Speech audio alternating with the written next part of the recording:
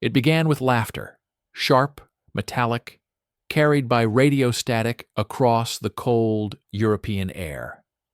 "Look at that flying barrel," one German pilot jeered, watching a bulky silver shape lumbering below the clouds. The plane looked absurd next to the sleek, needle-nosed Messerschmitts that ruled the skies. The Thunderbolt, the Jug, as its own pilots called it, seemed too heavy, too clumsy, too slow. But that day, the laughter didn't last long. Somewhere above the fields of France, 1944. The war in the air had turned into a duel of endurance. The Luftwaffe still struck with precision and arrogance, its aces boasting dozens of kills. The Americans, new to this deadly game, sent their young men eastward in flying fortresses, bombers that crawled through enemy airspace like slow-moving targets. And around them, their only protection, the P-47 Thunderbolts, thick-winged guardians made of steel and noise. To the Germans, it was comedy. To the Americans, it was survival. The scene unfolds in flashes of gunfire. 8 Brownings thunder at once, their sound like tearing metal sheets in a storm. The German pilot's grin freezes as his cockpit fills with smoke. That flying barrel he mocked now spits a river of .50 caliber fire so dense it cuts through aluminum like paper. The hunter becomes the hunted, and the myth of the Thunderbolt begins. But this story isn't just about a plane. It's about what it meant to tame the impossible. The P-47 wasn't born a hero. It was overweight, overbuilt, and underestimated. Its designers were told it would never climb, never fight at altitude, never compete with the agile killers of the Reich. And yet, in the hands of desperate men, pilots who had watched friends fall from the sky, this brute of an aircraft became something else entirely. In the early days, American squadrons flying over occupied Europe faced humiliation. Their bombers fell in flames.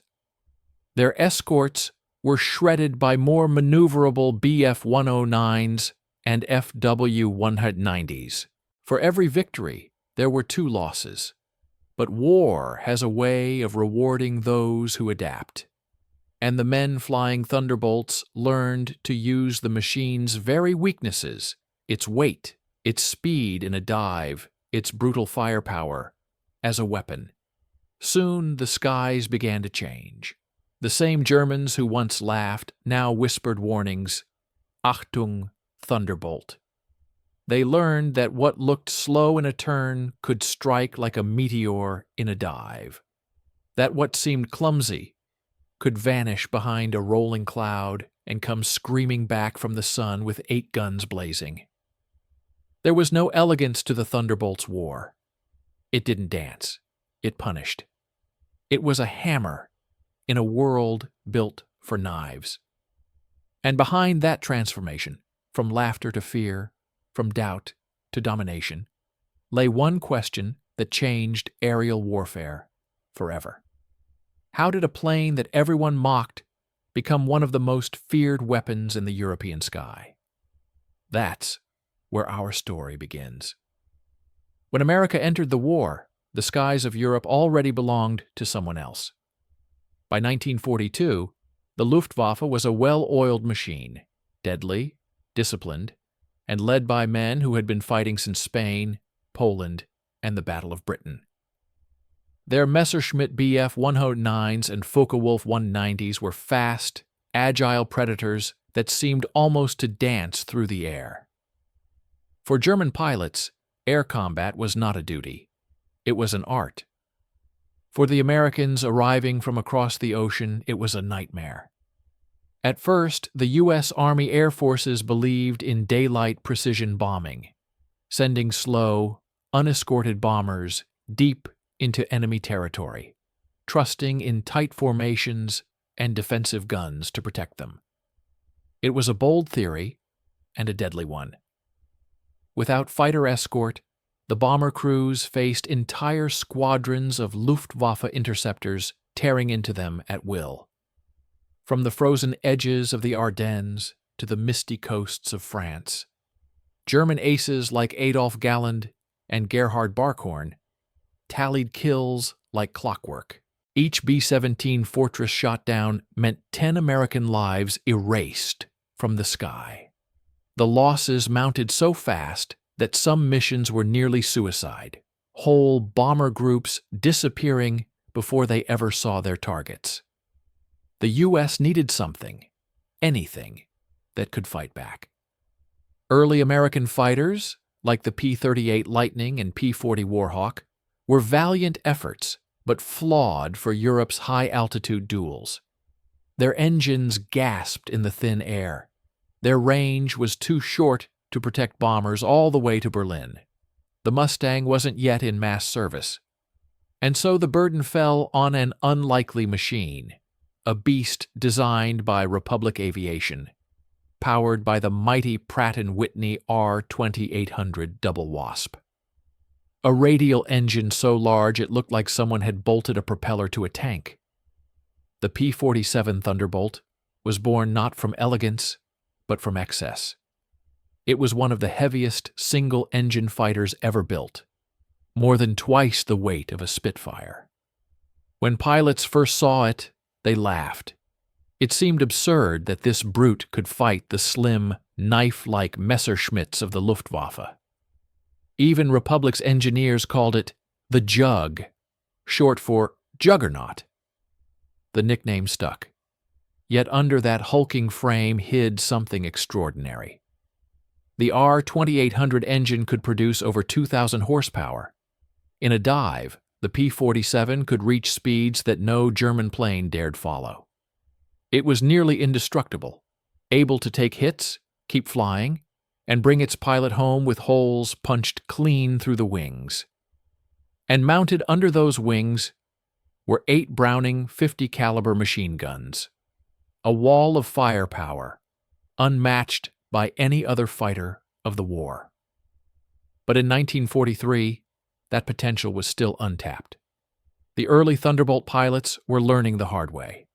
They fought in an environment dominated by experience, Luftwaffe veterans who had honed their craft over years. German squadrons moved like packs of wolves, striking with discipline, breaking off, and reforming before the Americans could react. The U.S. pilots were brave, but they were new. They flew straight, climbed slowly, and followed tactics that didn't work against the sharper, faster enemy.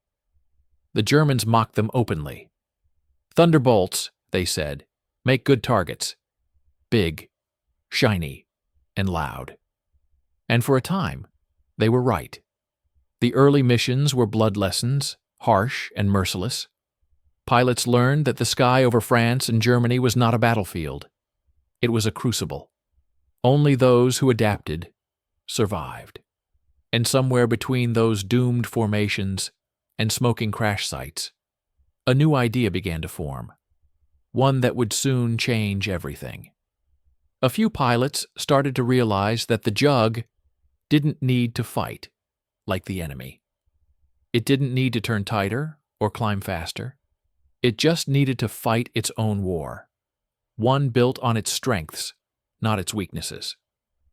That revelation, that spark of defiance, would lead to one of the most radical shifts in aerial combat tactics of World War II.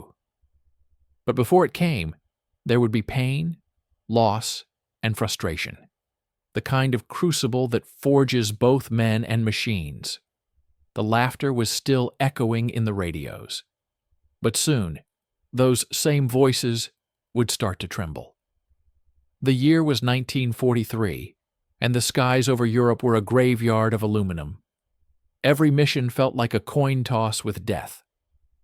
The bombers climbed in tight formations, heavy and determined, their silver skins gleaming in the dawn, targets so bright they could be seen from miles away. And circling them like vultures in perfect formation came the Luftwaffe. From the ground, the spectacle was terrible and magnificent.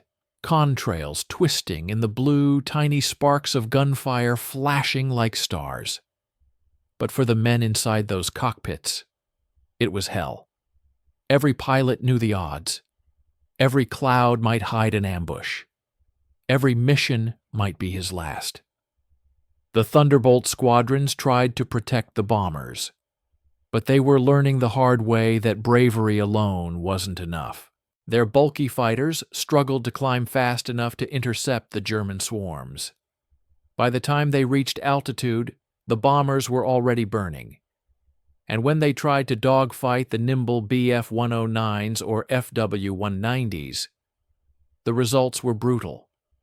Reports came back from England filled with the same grim refrain. We can't turn with them. We can't catch them. They're everywhere. In the ready rooms across East Anglia, cigarette smoke hung thick in the air. Maps covered with red lines and black X's told stories no one wanted to read. The faces of missing pilots stared from bulletin boards.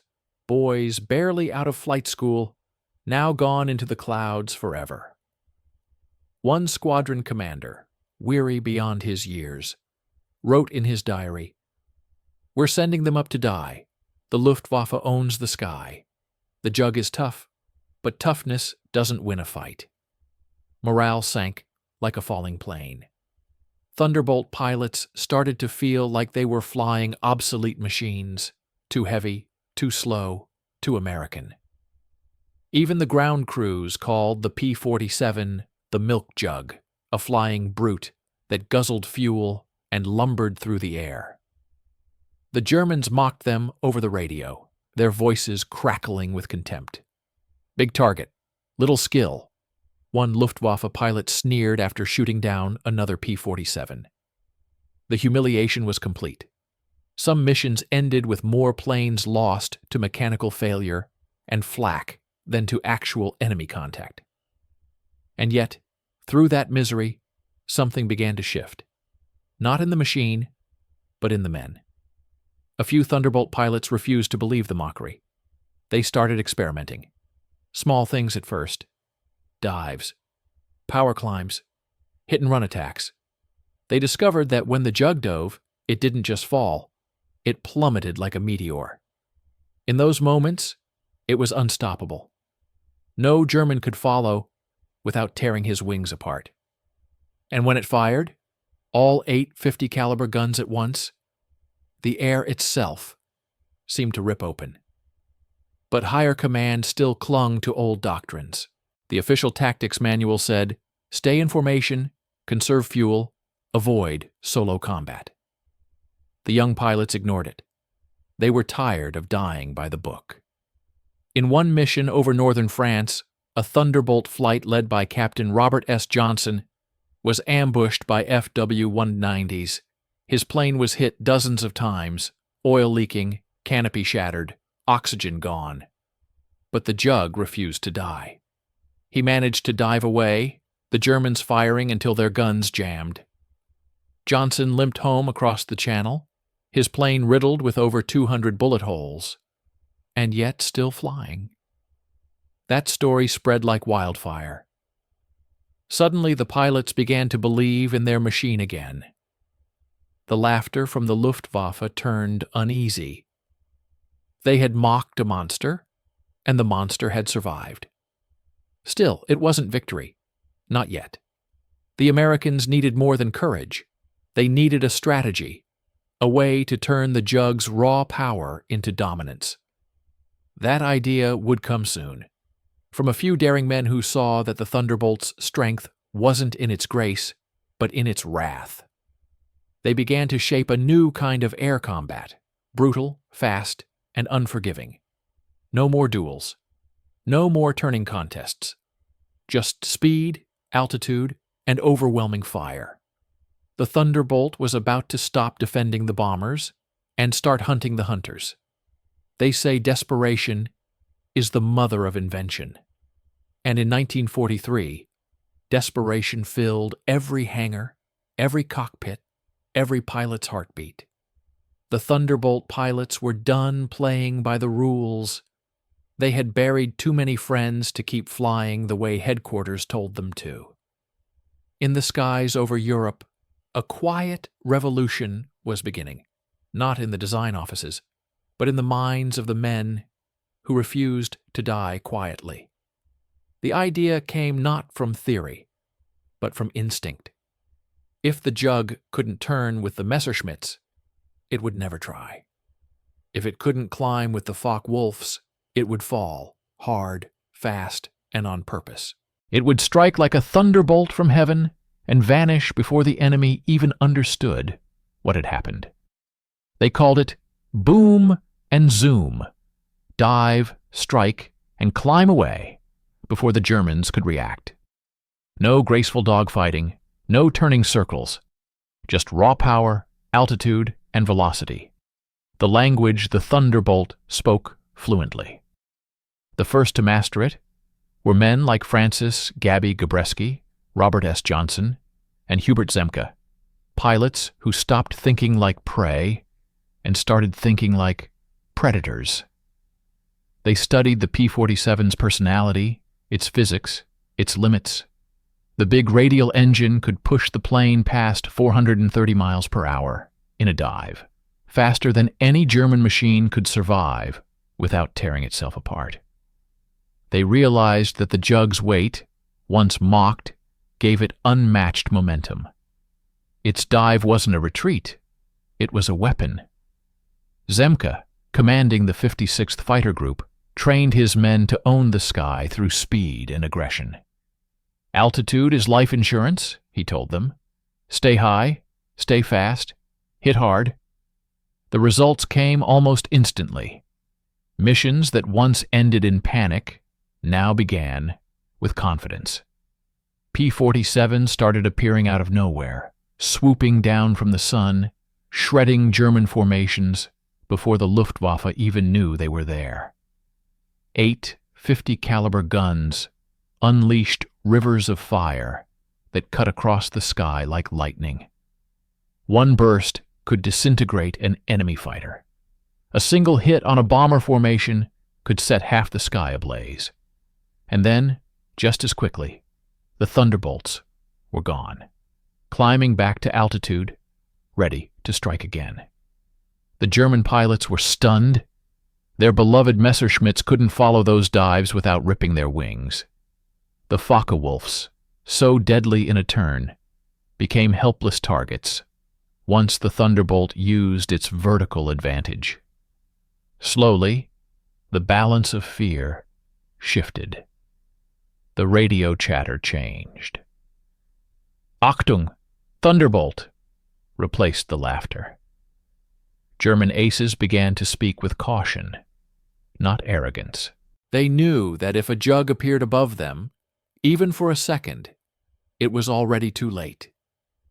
The Luftwaffe tried to adapt, climbing higher, setting ambushes, but the Americans had learned to read the sky differently. They fought not with elegance, but with physics, turning gravity itself into a weapon. Each mission became a calculated storm of speed and gunfire, and for the first time, the bomber crews below could breathe a little easier. They looked up and saw their escorts not as lumbering guardians, but as avenging angels made of steel and fury. The Thunderbolt had found its voice, and its voice was thunder. From that moment on, air combat over Europe would never be the same. The laughter that once echoed across the radio waves was gone. By 1944, the Luftwaffe no longer mocked the Thunderbolt. They feared it. What began as a desperate experiment had turned into dominance. The P-47 squadrons, once the underdogs of the air war, now cut through the European skies with brutal precision. The Jug had become a symbol, not of elegance or beauty, but of raw American power, the kind that didn't just win fights, but crushed them. Every mission now carried a different rhythm. The bomber crews who used to pray for survival began to look up with hope when they saw the squat, round shapes of the Thunderbolts glinting above. They knew that wherever those machines roared, the enemy would soon be diving for the clouds. Over France, Belgium, and the heart of Germany itself, the P-47s led the way, sweeping the sky clean ahead of the bombers, slashing through enemy interceptors with a ferocity that left entire Luftwaffe groups shattered. The numbers told the story. By mid-1944, the Thunderbolt was credited with thousands of enemy kills. Veteran pilots like Gabreski, Johnson, and Zemke became legends. Gabreski alone would down 28 enemy aircraft, each one a lesson in precision and aggression. His method was simple: get above them, dive, fire, disappear. In those dives, the Jug was untouchable. The Germans tried everything: new tactics, higher altitudes, even jet prototypes like the Me-262, but nothing could erase the fear of that sudden roar above them, the unmistakable growl of the R-2800 engine in a full power dive, followed by the deafening symphony of 8 50 caliber guns. The Thunderbolt didn't just dominate the air, it changed the way the Americans fought. Its ruggedness meant it could take damage that would kill any other fighter and still bring its pilot home. Its endurance allowed it to escort bombers deeper into enemy territory. Its heavy armament made it perfect for ground attack missions, strafing trains, tanks, and convoys with merciless efficiency. Soon, the Jug wasn't just a fighter. It was a hammer of total war. Across Normandy and the Ardennes, it tore through German logistics, ripped up roads, and shattered armored columns. Luftwaffe pilots, who once flew in proud squadrons, now scrambled in chaos, trying to survive a war they could no longer control. The hunters had become the hunted. For every Thunderbolt lost, the Luftwaffe lost 10. And as Germany's veteran aces fell one by one, their replacements, barely trained teenagers, stood no chance against the disciplined, battle-hardened Americans above. The psychological balance had flipped completely. The same arrogance that once filled German radio channels had turned to silence. The sky, once theirs, now belonged to the Jug. Even the ground troops came to recognize the sound. Soldiers on the front lines called it the voice of deliverance. When they heard the heavy rumble overhead, they knew the Thunderbolts were coming and that death would soon reign upon the enemy. For the Luftwaffe, the P-47 was a nightmare they could never wake from. But for the Allies, it was redemption. A machine that had been mocked into legend, laughed at into fear, doubted into triumph. By the time the war reached its end, the P-47 Thunderbolt had flown more than 500,000 sorties, dropped tens of thousands of tons of bombs, and fired millions of rounds. It had become the very embodiment of persistence, a metal beast that proved that power, courage, and adaptation could rewrite the rules of war. When the guns finally fell silent and the skies of Europe cleared, the Thunderbolt lingered like a ghost in the wind, its roar still echoing in the hearts of the men who had flown it. The war was over, but the stories remained, heavy as the machines themselves. Across the airfields of England, the Jugs stood in long, silent rows, their once glorious wings now streaked with oil and dust. Mechanics walked among them with quiet reverence, running their hands along the dented fuselages that had carried so many home. Each scar, each bullet hole, told a story, not of metal, but of will. The P-47 had started as a punchline and ended as a legend. It had proven that strength could be elegant, that brute force could save lives, and that courage was often hidden behind a steel face and a radial engine. Its pilots were no longer the green boys who had once been laughed at. They were aces, leaders, veterans, men who had faced death at 25,000 feet and returned with eyes that had seen too much. Some stayed in the skies, flying into the jet age. Others returned to quiet lives, carrying the echo of that engine with them forever. The Luftwaffe's laughter was long gone now. Their aces were gone too, consumed by the war they once ruled. But in the years that followed, even their surviving pilots admitted a grudging respect. They called the Thunderbolt the bulldog of the sky.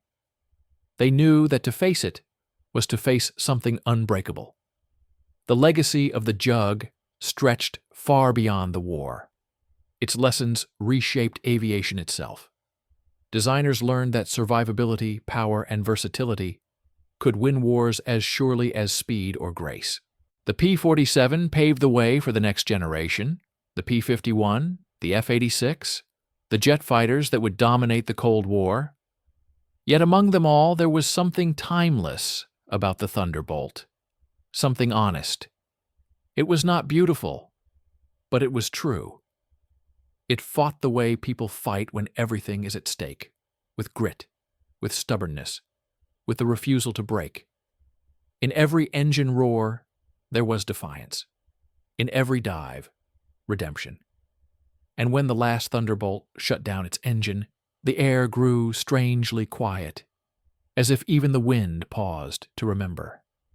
The plane that once drew laughter had taught the world a lesson written not in words, but in fire and steel.